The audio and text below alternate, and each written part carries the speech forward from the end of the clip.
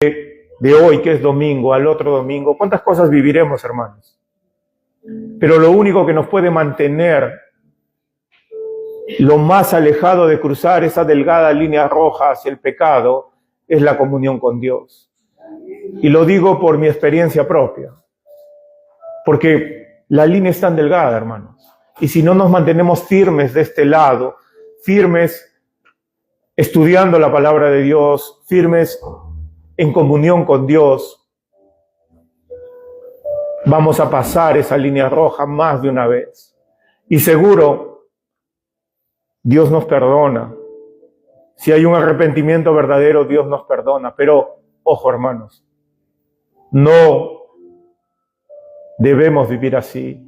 Y si alguno de nosotros vive así, yendo y viniendo, debería pensar si realmente está en Cristo.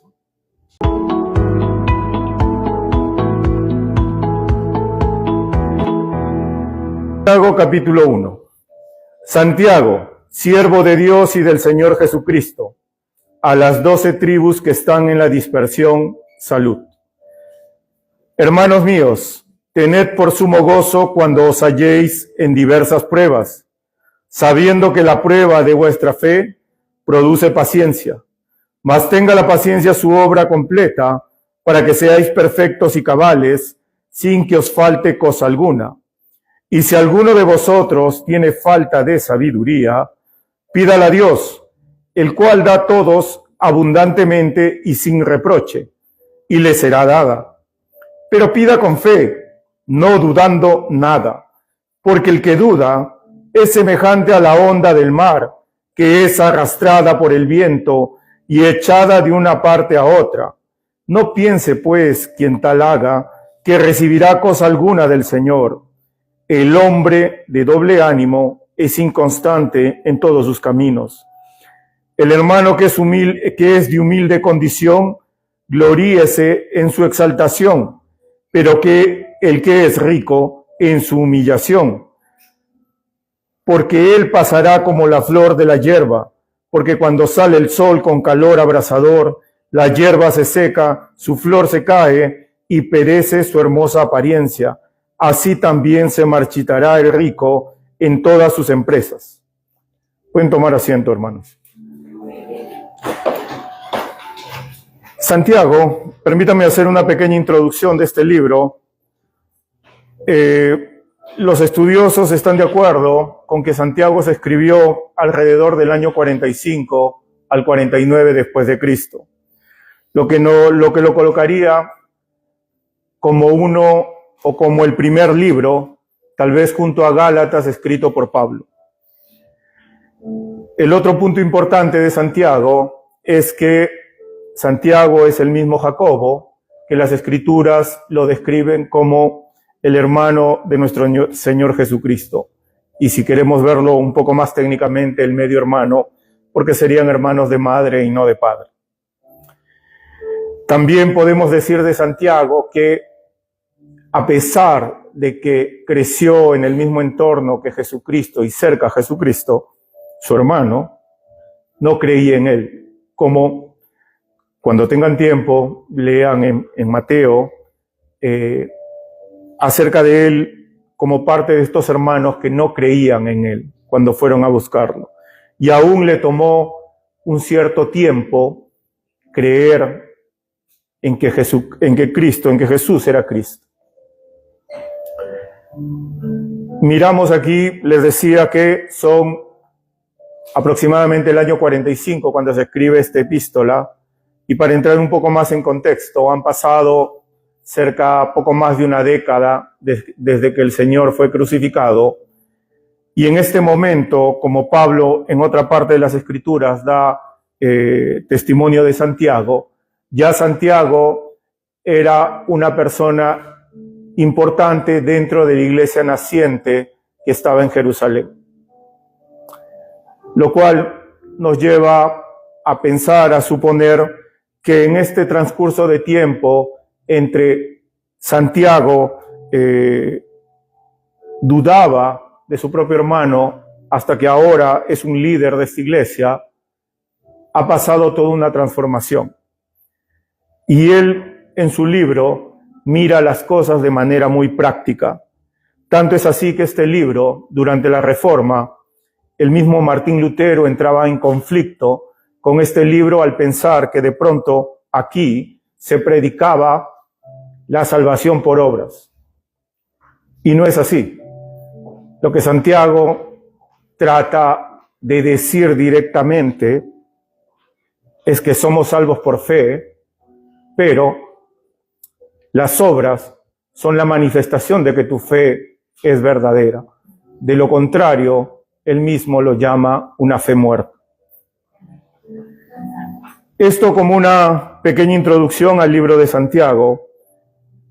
Y ahora permítanme ir versículo por versículo. El primer versículo dice: Santiago, siervo de Dios y del Señor Jesucristo, a las 12 tribus que están en la dispersión. Salud. Les manda un saludo. Inicia esta carta con un saludo, entendiendo que Santiago está en Jerusalén.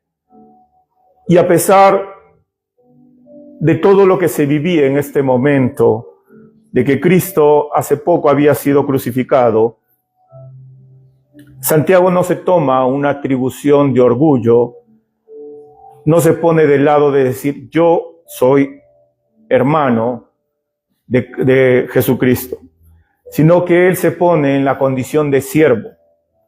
Y si bien nosotros mismos, según lo que la misma Biblia dice, estamos puestos al nivel de ser llamados hijos de Dios, no nos olvidemos que somos siervos. Y la servidumbre que debemos tener en Cristo siempre es en obediencia. Y esta servidumbre, si se pone de corazón, denota que nosotros mismos dejamos de lado el orgullo que puede haber en nosotros, como lo evidencia Santiago.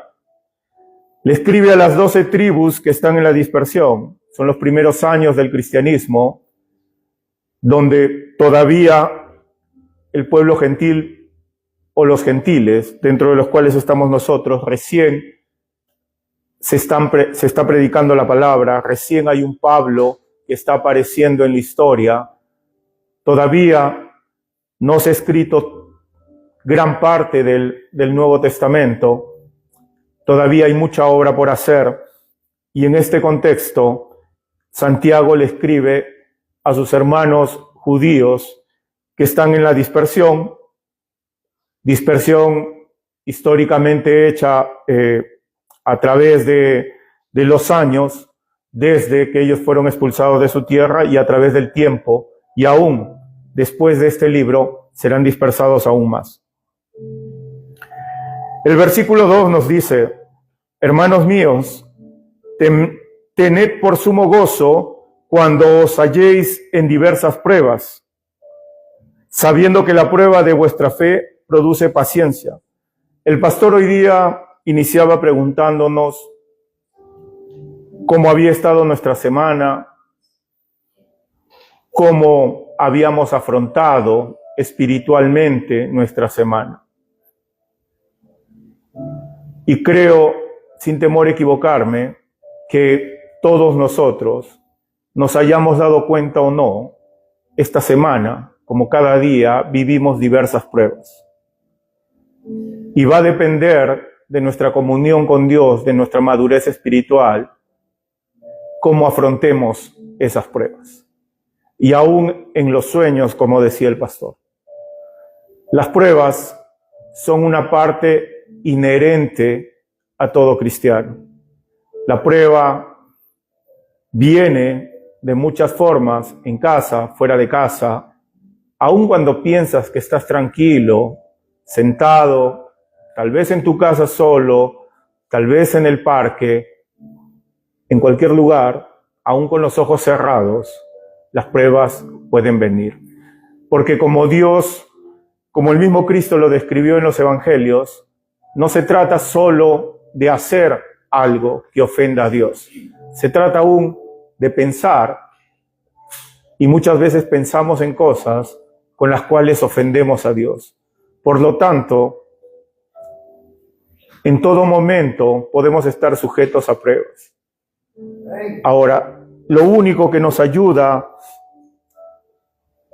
a tener un arma efectiva contra la prueba es su palabra. Si leemos y estudiamos la palabra de Dios, encontraremos lo necesario para afrontar las pruebas. Cualquier prueba que se presente, pequeña, grande, en nuestra mente, aun cuando pensamos que estamos tranquilos, aun cuando pensamos que nos portamos bien, somos un ejemplo de cristianos, aún en ese momento tenemos pruebas. Y dice, sabiendo que la prueba de vuestra fe produce paciencia. Ciertamente, hermanos, la paciencia muchas veces es complicada en diversos sentidos. Los dos mandamientos importantes que nos dice Jesucristo es ama a Dios sobre todas las cosas y ama a tu prójimo como a ti mismo. Y esto es el todo de la ley. Y meditando en esto, podemos ver que la paciencia para vivir estas dos cosas es difícil.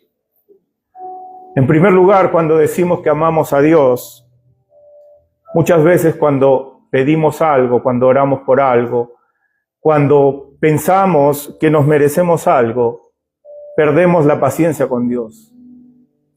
Y podemos mirar dentro de nuestras vidas, de sus vidas de ustedes, de la mía, que perder la paciencia con Dios es una de las cosas a veces más fáciles que existe. Porque pensamos que merecemos algo.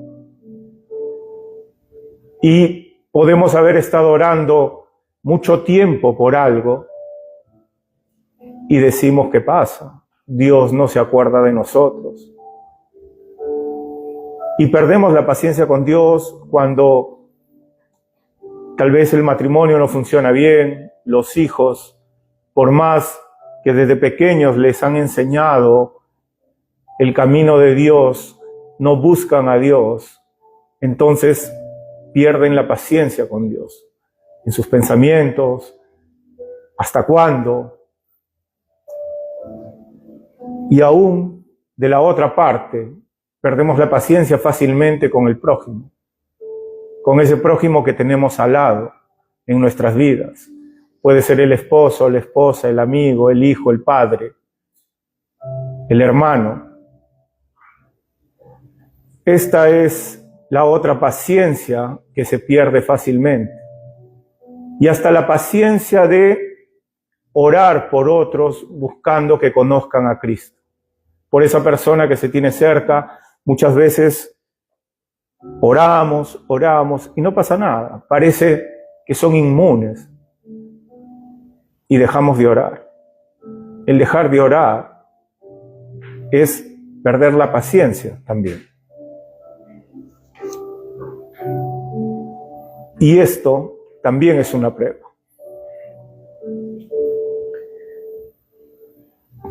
El cuarto versículo dice, mas tenga la paciencia su obra completa para que seáis perfectos y cabales, sin que os falte cosa alguna. Si aprendemos a tener paciencia, hermanos, si aprendemos a vivir una vida en gozo y paz, de acuerdo a los términos de nuestro Señor Jesucristo, a esa paz y gozo que Él dijo que nos da, cuando creemos en Él, cuando estamos sujetos a Él, esta paciencia se manifestará frente a todos.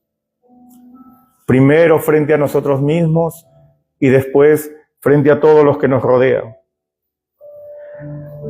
El versículo 5 dice, y si alguno de vosotros tiene falta de sabiduría, pídala a Dios, el cual da a todos abundantemente y sin reproche, y le será dada. Pero aquí entendamos bien, ¿qué tipo de sabiduría? ¿La sabiduría del mundo? Cuando escuchamos de la sabiduría del mundo, los grandes eruditos, especialmente en este tiempo, ¿qué escuchamos? ¿Qué vemos en esta sabiduría? Si la analizamos a la luz de la palabra de Dios, más que sabiduría es necedad. Dios nos habla aquí de pedir sabiduría, pero pedir sabiduría, la sabiduría que viene de Dios. Y Dios nos dice en su palabra que el principio de la sabiduría es el temor a Jehová. El principio de la sabiduría es el temor a Dios, el temor reverente que debemos tener a Dios. Y como habíamos mencionado anteriormente, el temor a Dios no es, oh, me va a castigar, sino es saber que podemos vivir en obediencia a Dios. El temor a Dios es vivir en obediencia. Este es el principio de la sabiduría, porque si nos ponemos a pensar, a meditar, si decimos que amamos a Dios y amamos a nuestro prójimo, todo lo demás se hace un poco más fácil en términos de paciencia, en términos de esforzarnos.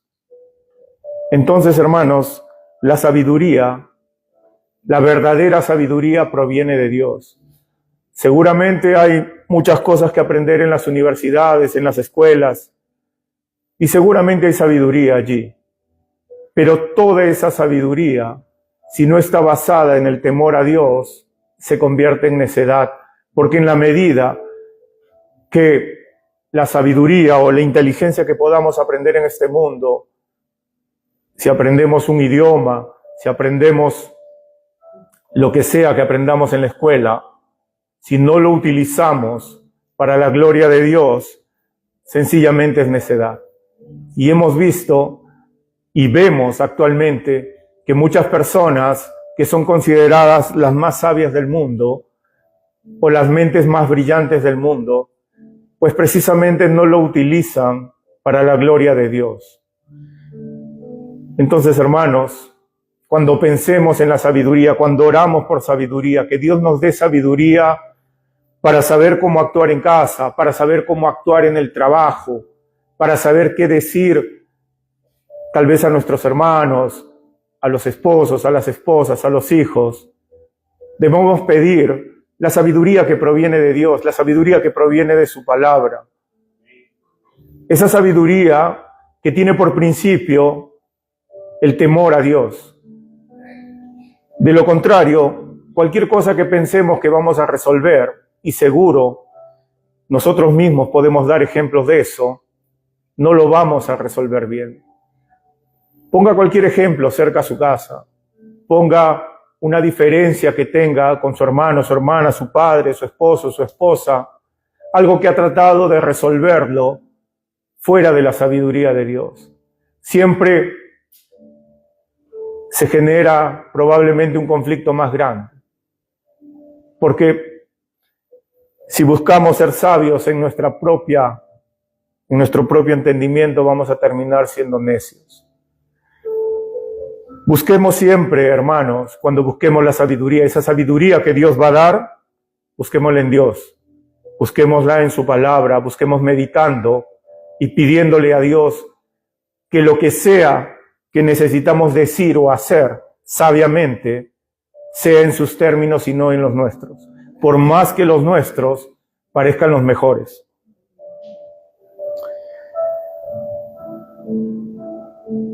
El versículo 6 dice, pero pida con fe, no dudando nada, porque el que duda es semejante a la onda del mar, que es arrastrada por el viento y echada de una parte a otra.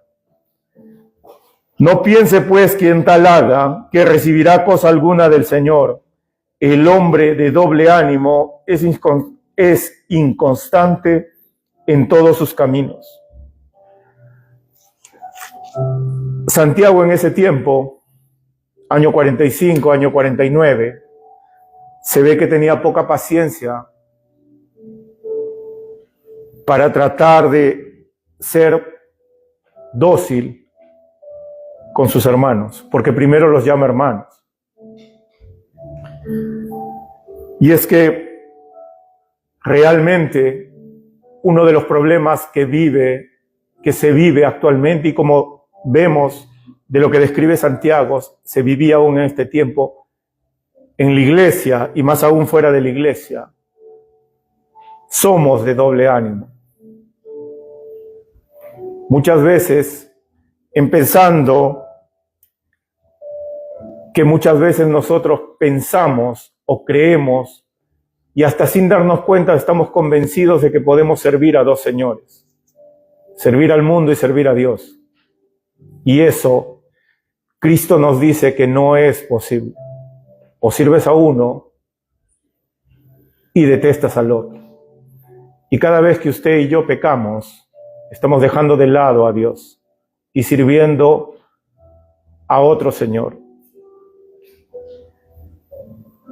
Doble ánimo en nuestras decisiones. Muchas veces dudamos, hasta para venir a la iglesia. Hay cosas tan simples que se pueden interponer entre nosotros y venir a la iglesia.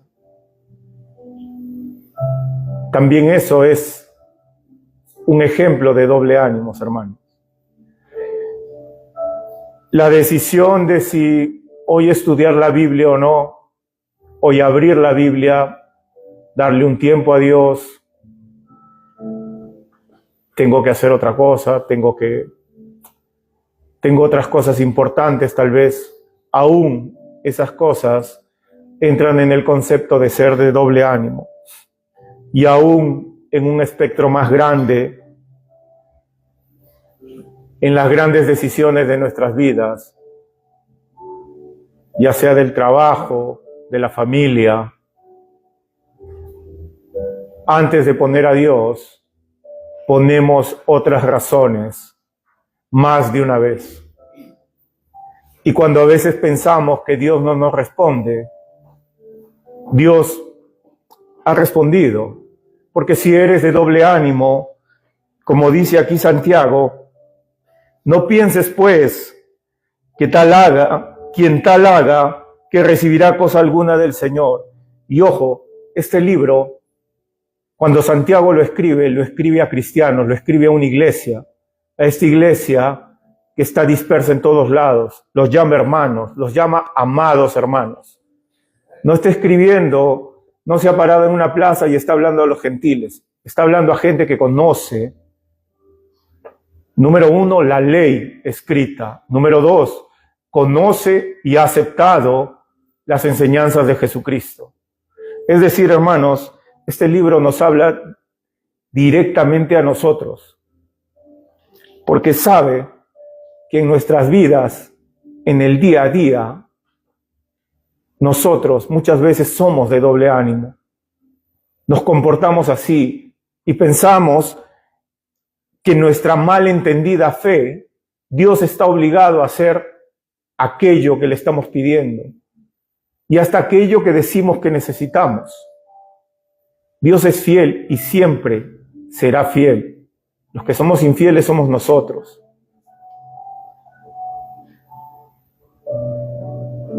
El hermano que es humilde, que es de humilde condición, gloríese en su exaltación, pero el que es rico en su humillación, porque él pasará como la flor de la hierba. Porque cuando sale el sol con calor abrasador, la hierba se seca, su flor se cae y perece su hermosura, su hermosa apariencia. Así también se marchitará el rico en todas sus empresas. Por un lado, si tenemos mucho o poco, siempre debemos darle la gloria a Dios, como decía Pablo. Aprender a vivir en lo poco y en lo mucho. Después de todo, nuestro mismo Señor dice que Él, si viste las flores del campo, ¿qué más a nosotros? El problema está en nuestro orgullo. El problema está muchas veces en nuestra autosuficiencia. Y cuando habla el Señor aquí de ricos, o cuando habla Santiago aquí de ricos, no solo habla de la riqueza material, habla también de la riqueza física, de que de pronto eres joven, eres fuerte, tienes la fortaleza para andar de aquí para allá, para hacer esto, el otro. Mientras más joven eres, te crees más inmortal o crees que la muerte está muy lejos de ti. Y aún en eso, el problema es que nos miramos a nosotros mismos como autosuficientes y no miramos a Dios, que es nuestra fortaleza. Por otro lado, muchas veces el que tiene poco vive lamentándose de su pobreza, vive lamentándose de que esto salió mal, aquello salió mal, lo otro salió mal, todo me sale mal. Dios da de acuerdo a lo que nosotros necesitamos y de pronto, tanto para el que tiene como al que no tiene, y esto incluyendo, como les dije, la fortaleza física que podamos tener, el que es joven, el que es adulto, el que es mayor. Si confiamos en que Dios es nuestra fortaleza, tengamos poco o mucho, nunca nos faltará lo que necesitamos, porque estamos confiados en Dios, confiados en Cristo. Si confiamos en Cristo, hermanos, de alguna forma siempre estaremos gozosos en Él.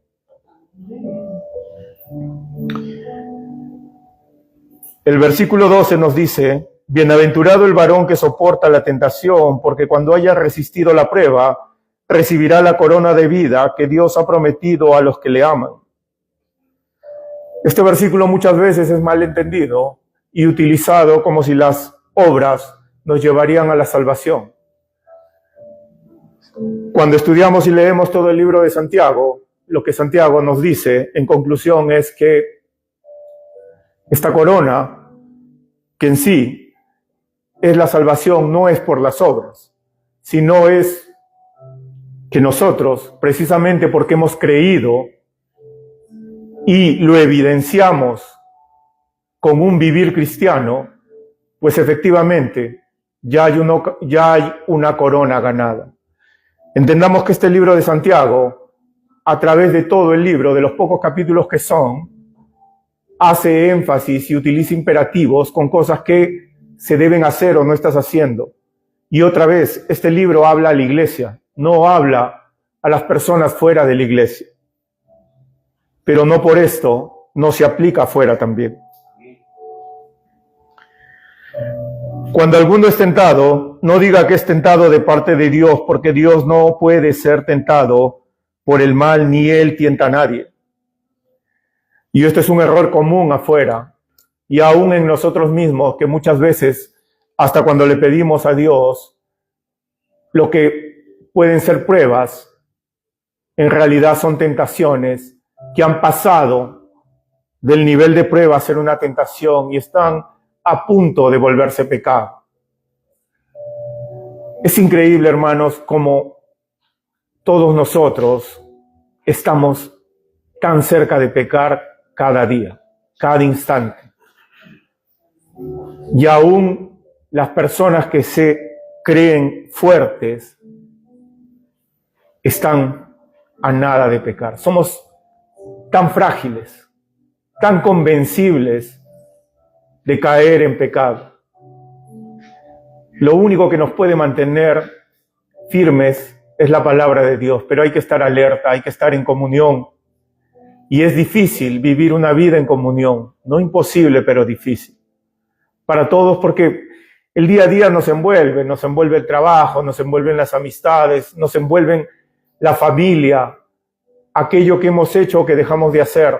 Siempre nos envuelve algo que hace difícil mantener una distancia considerable del pecado. Pero el pecado, la prueba, la tentación, no surge de la nada. Si miramos en las Escrituras, por ejemplo, el caso de David, Dios menciona que David era un hombre conforme a su corazón. David escribió la mayoría de los salmos. David es un referente no solo histórico, sino espiritual aún ahora para el pueblo de Israel y aún para nosotros. Sin embargo, David en una seguidilla de situaciones que Él permitió, hizo todo este viaje desde la prueba, tentación, pecado y gracias a Dios arrepentimiento. Hizo todo un viaje que no surge de la noche a la mañana.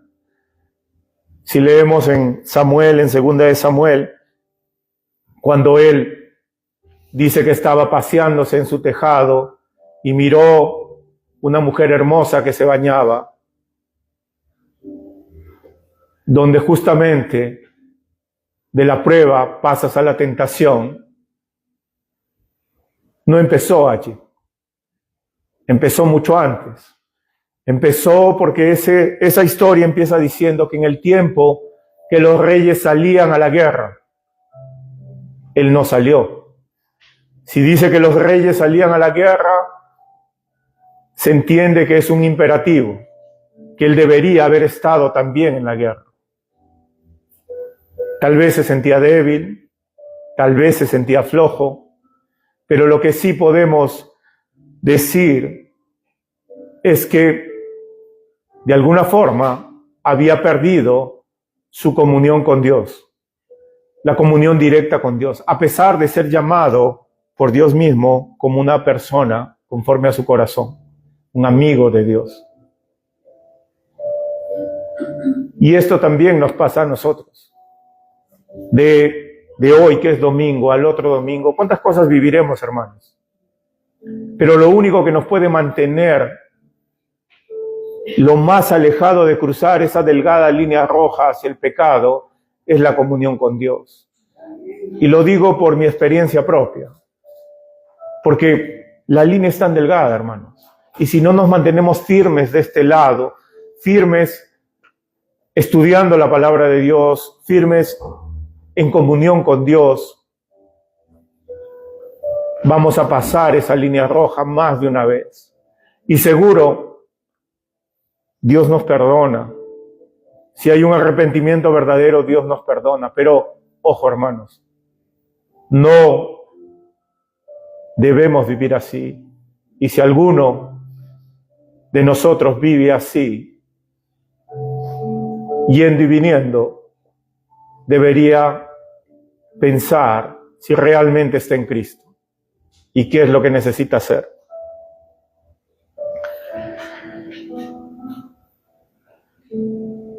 El versículo 15 nos dice: entonces la concupiscencia, después que ha concebido, da a luz el pecado, y el pecado, siendo consumado, da a la luz a la muerte. El pecado, hermanos, siempre dará a luz a la muerte. El pecado pequeño o grande. Cuando en realidad, de pronto, ante las consecuencias que puede generar lo que hacemos, pueden ser consecuencias que tal vez no se ven hoy día ni mañana, pero les aseguro que se verá. Las consecuencias se van a ver siempre. Y esto es algo que debemos repetirnos a nosotros mismos. Yo debo repetírmelo todos los días y ustedes también. Porque el pecado de hoy, Dios lo perdona ciertamente si hay un arrepentimiento verdadero. Pero la Biblia también nos enseña que las consecuencias del pecado son otra cosa con las que tenemos que lidiar. Y cada uno de nosotros que estamos aquí, los que ya somos grandecitos, sabemos que esto es cierto, que tarde o temprano el pecado y lo que hayamos hecho en lo oculto, en lo lejano del tiempo, pues en algún punto nos va a alcanzar. No es gratis. Pecar, de pronto, la acción en sí misma nos puede parecer genial, nos puede producir placer, pero las consecuencias del pago no serán de la misma forma. Amados hermanos míos, no erréis. Toda buena dádiva y todo don perfecto desciende de lo alto, del Padre de las luces, en el cual no hay mudanza ni sombra de variación. Él, de su voluntad, nos hizo nacer por la palabra de verdad, para que seamos primicias de sus criaturas. Hay un himno que a mí me gusta mucho, que esperemos que en algún momento se pueda cantar un poco más aquí, que es No cambiará. Que dice que Dios no cambia, Cristo no cambia. Él es el mismo hoy y siempre. Y este versículo nos habla precisamente de eso. Cristo no cambia, su amor no cambia. Con el amor que te ha amado a ti y a mí es inmutable. Y por ese mismo amor nos da a todos los que necesitamos en el momento que lo necesitamos. Y aunque esta necesidad, de acuerdo al amor del Padre, puede ser disciplina, puede ser tener más paciencia, tengamos en cuenta que Dios, a través de las pruebas, nos está purificando, puliendo como a oro. Él no cambia, hermanos. Tú cambias, yo cambio. Para nosotros es fácil vivir de emociones, de pensamientos, de ideas. Es más, podemos ver a través de la historia reciente y pasada que hasta muchas congregaciones, por la persona que estaba al frente, que dirigía la congregación, cuando cayeron todos. Porque cambiamos, porque muchas veces perseguimos al hombre, a la persona, a una organización, y no seguimos al Dios verdadero. Pero Dios no cambia. Dios, con el amor que te ha amado, te sigue amando. Ese día que te rescató, ese amor que tuvo desde antes hasta ese momento y hasta ahora, no ha cambiado. Él es inmutable. Él te ama y te amará siempre, pase lo que pase.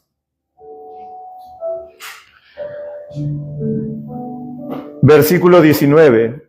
Por esto, mis amados hermanos, todo hombre sea pronto para oír, tardo para hablar, tardo para airarse. Qué vigente es este versículo.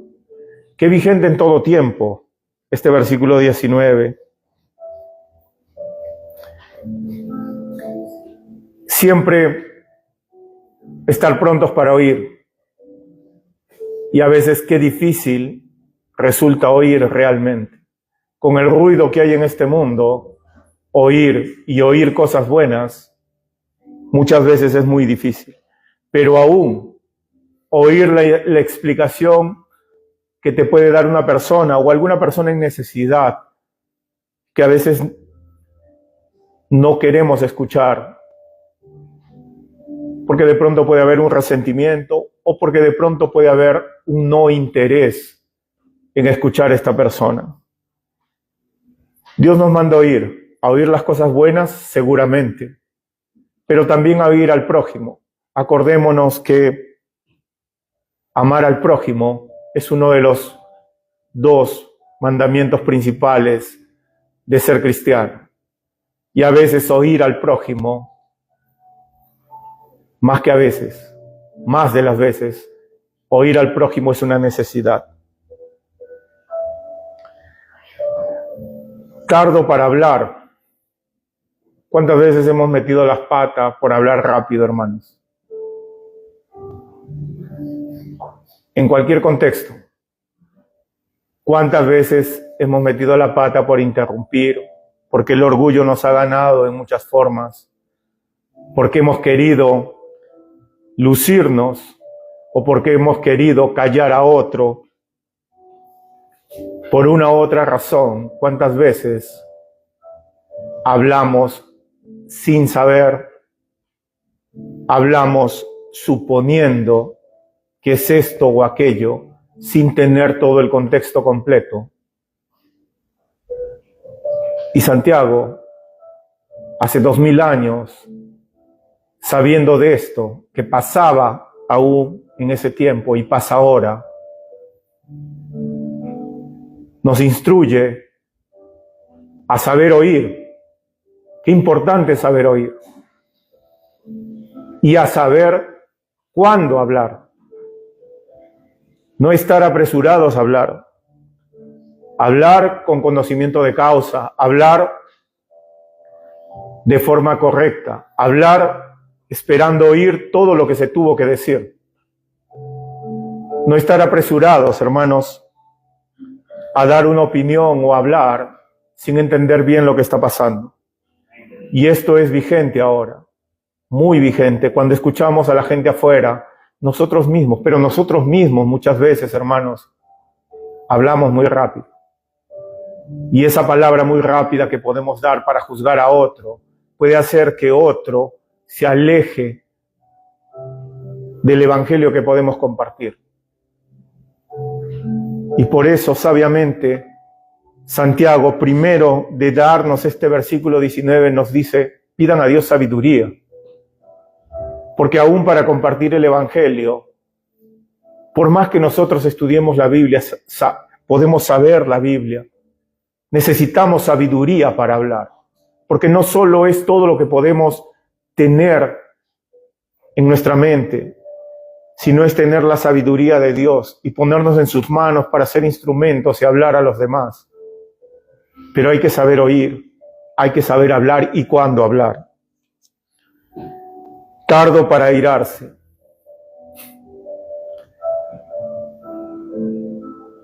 Yo he sido una de las personas, hasta hace algunos años, muy rápido para airarme. En todo contexto. En el contexto verbal, en el contexto físico.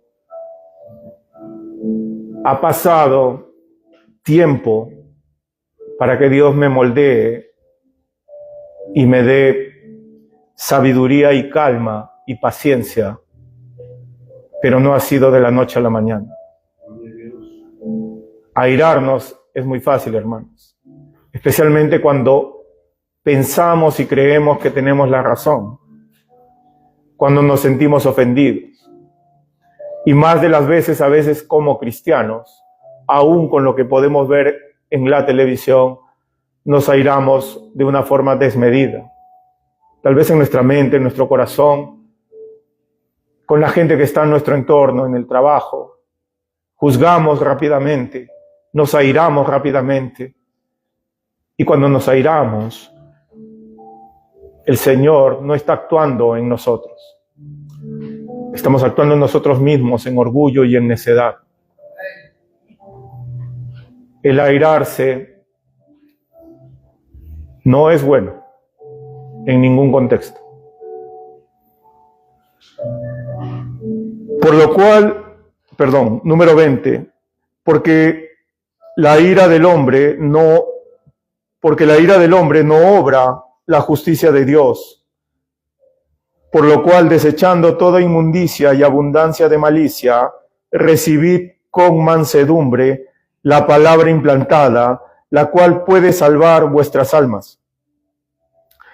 Pero sed hacedores de la palabra y no tan solamente oidores, engañándoos a vosotros mismos.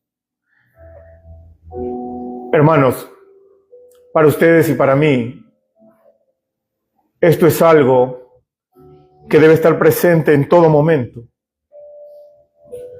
No solo es tener conocimiento, no solo es hablar de Dios, sino es vivir a Dios. Es vivir en el día a día. Para los que trabajamos, que creo que somos casi todos aquí, aún cuando nadie nos ve, tener en cuenta que nuestro jefe en el trabajo, sea cual sea el trabajo que haces, es Dios. Que Él te ve si estás robando un minuto, si estás robando una hora, si estás haciendo todo lo que puedes hacer, que está en tu capacidad hacerlo, más allá de lo que diga tu contrato. Tu jefe siempre es Dios. Y debemos cada día demostrar a las personas que nos rodean con nuestra vida que somos hijos de Dios. Que somos hijos de Dios en la necesidad de alguien o en la abundancia de alguien. Demostrar con nuestro comportamiento, con estas cosas prácticas que dice Santiago, con el saber escuchar, con el saber hablar, con el ser tardos para airarse,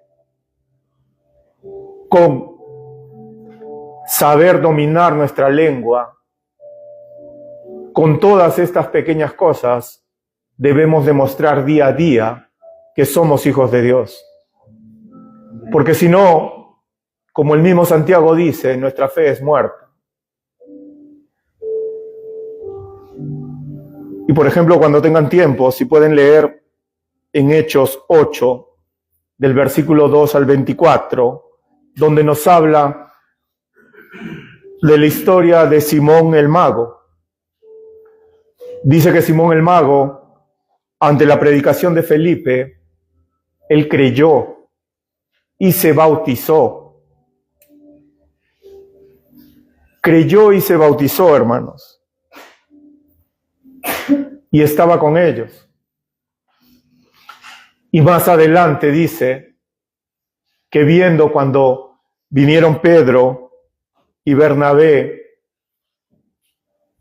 e hicieron esta imposición de manos para que aquel grupo reciba el Espíritu Santo, él quería eso. Y Pedro le responde que tu plata y tu oro perezcan contigo. Con lo cual hace evidencia que a pesar de que ante la predicación efectiva de Felipe, donde creyeron muchas personas, también creyó Simón el Mago, alguien que hacía prodigios y señales, y muchos consideraban que era el poder de Dios. Sin embargo, no lo hacía precisamente por el poder de Dios. Pero él dice que creyó y se bautizó. Pero lo que evidencia con lo que después pide y lo que hace es que nunca se convirtió. Y esto, hermanos, es también un mensaje para nosotros, para siempre escudriñar en nuestras vidas. De ser no solo oidores de la palabra de Dios, sino hacedores. Pero el ser hacedores empieza desde nuestro corazón, desde lo que deseamos en nuestro corazón. Como dice la palabra de Dios, de lo que está lleno nuestro corazón, habla nuestra boca, hablan nuestras acciones. Porque cuando Dios dice nuestra boca, los mudos no dirían nada.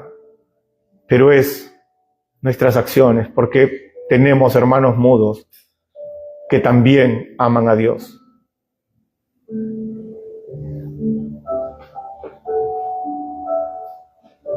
El versículo 24 nos dice, porque él se considera a sí mismo y se va y luego olvida cómo era. Muchas veces, hermanos, cuando nuestra supuesta conversión es superficial, pues así como llegó se irá, o se mantendrá una falsa fe.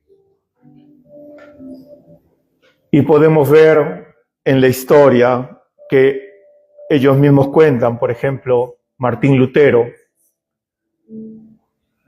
fue formado como un erudito en la fe dentro de la Iglesia Católica del momento. Y él lidiaba con saber que no se sentía salvo, que no era salvo. Tenemos también a John Wesley, que se crió dentro de una congregación anglicana, que fue ordenado pastor anglicano, que se fue a predicar a Estados Unidos.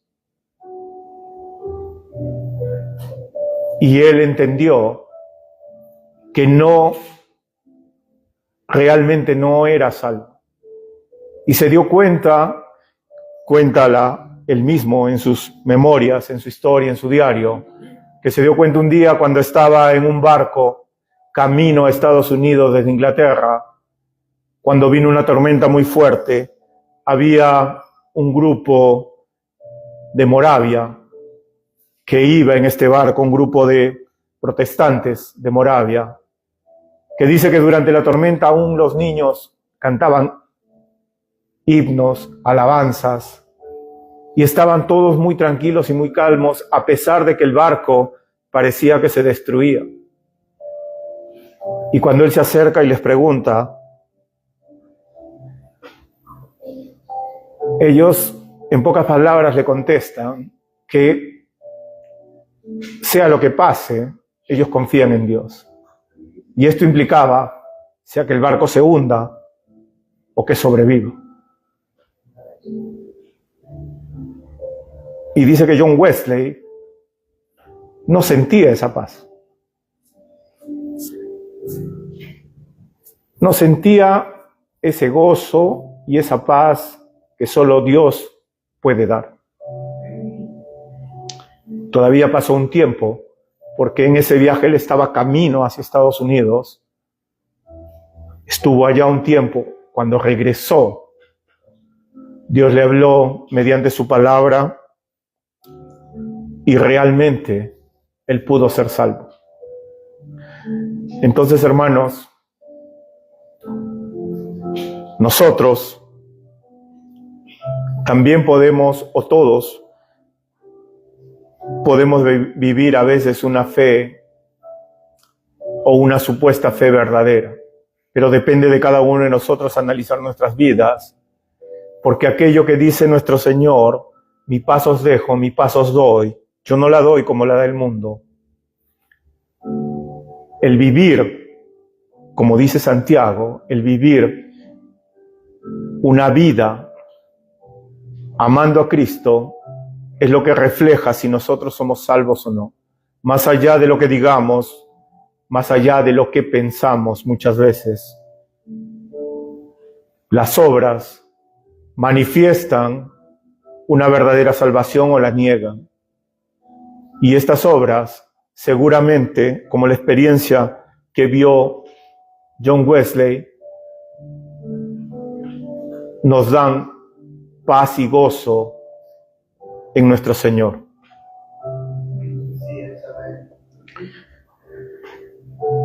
Si alguno se cree religioso entre vosotros y no refrena su lengua, sino que engaña su corazón, la religión del tal es vana.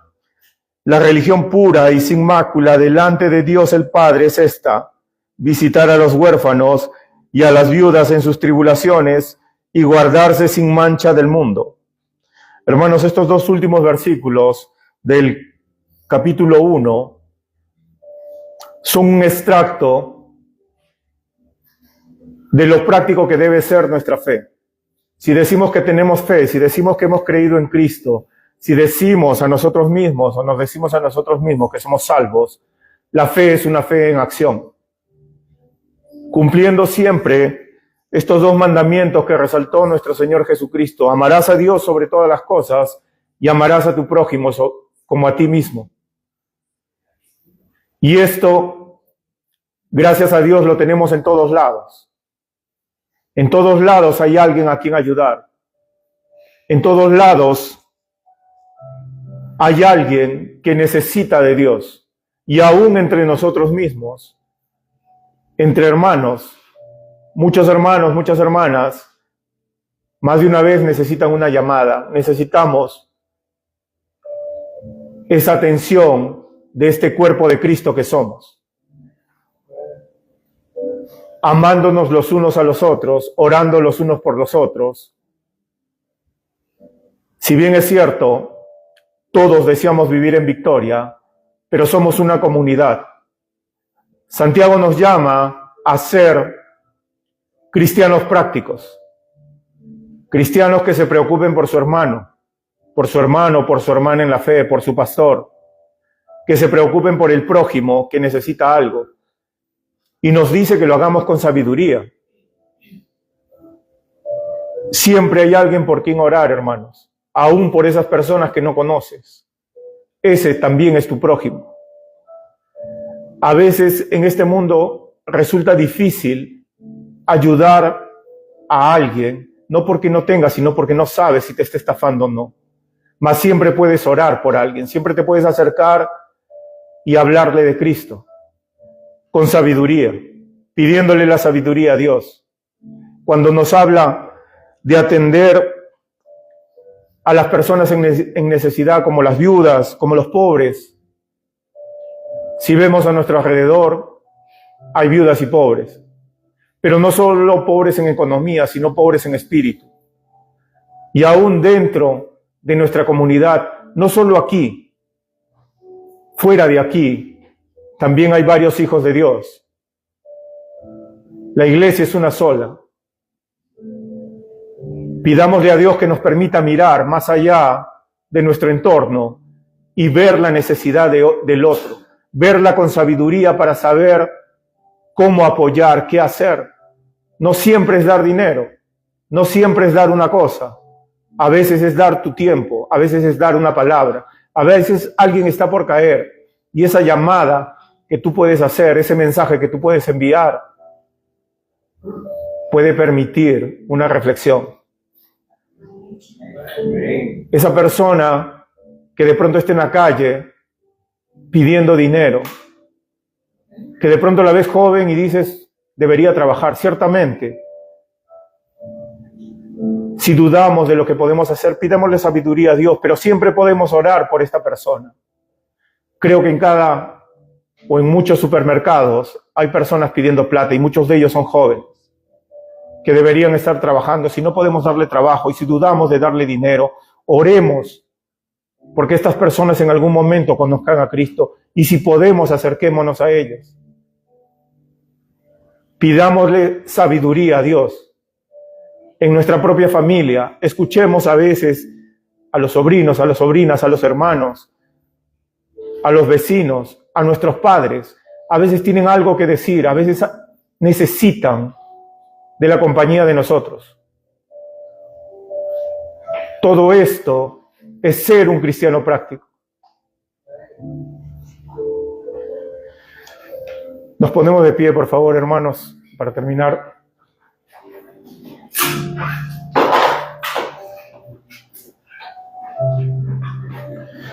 Padre Celestial, te damos gracias por tu palabra, Señor. Gracias porque, Señor, estar aquí ya es un privilegio. Estar aquí reunidos, Señor, como hermanos es un privilegio, mirando hacia aquellos que no tienen este privilegio, Señor.